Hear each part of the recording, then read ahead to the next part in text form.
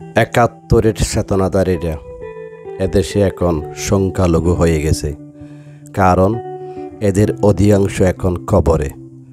মুষ্টিমেয় যারা আছেন তারা গালা ফাটিয়ে একাত্তরের চেতনা বিক্রি করতে চাইলেও অধিকাংশ জনগণ তা গ্রহণ করতে নারাজ।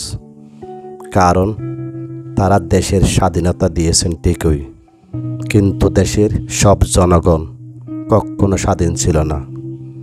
সব সময় ক্ষমতাসীনরা অর্থ, ক্ষমতা ও স্বাধীনতার পরিপূর্ণ স্বাদ পাইত, আর বিরোধী দলরা সবসময় গুম, খুন, মামলা হামলা ও লাল দালানে আসা যাওয়া করত। এগুলো যদি একাত্তরের ফসল হয়, তাহলে স্বাধীনতার সুফল কোথায়? ছাত্র জনতার গণ অভ্যুত্থানের পর এইভাবে তো একটা দেশ চলতে পারে না। আসুন সবাই ২৪-এর চেতনায় উদ্বুদ্ধ হয়ে সংস্কার পরবর্তী একটি আপডেট বাংলাদেশ বিনির্মাণ করি।